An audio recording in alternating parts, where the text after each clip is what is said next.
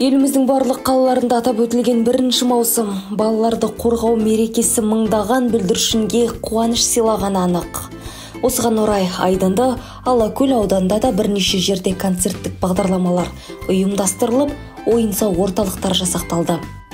Кішкентайлардың көңілін көтеру үшін ата-аналардан бөлек бір қатар жергілікті мекеме қызметкерлері бұл қуаныштың өз деңгейінде өтуіне септігін тигізді. Осындай берекелі бастаманың қатарында арт спорт бағдарламасы аясында жұмысын жүйелі жүргізіп жатқан Дарын әлем шығармашылық орталығы да бар. Бүгін Дарын әлем шығармашылығы балалардың мерекесіне орай тегін акция ұйымдастырып, тегін сусындар, тегін тоқаштар, тегін тәттілер барын таратып жатыр. 2000-ға жуық балаға арналып жасалынған. Біз Дарын әлем шығармашылық орталығы 2021 жылы ашылған болатын. Қараша айынан бастап арт спорт бағдарламасы арқылы жұмыс істеп жатырмыз.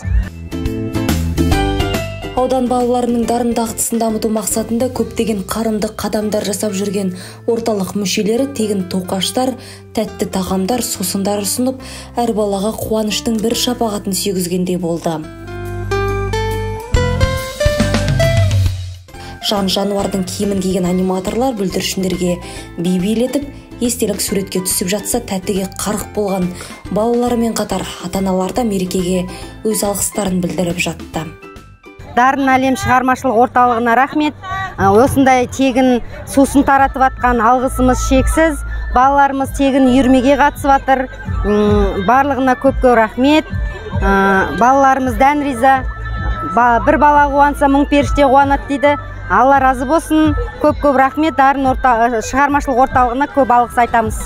Балаларымыздың осынау жарқын күлкісі мен қуанышты жүздері ешқашан азаймасын. Бұл жақсылық пен мейірбандылыққа қарай басылған қадам деп білеміз. Алтынай Қалиқызы, Алмат Есенбеков, Алакөл жаңалықтары.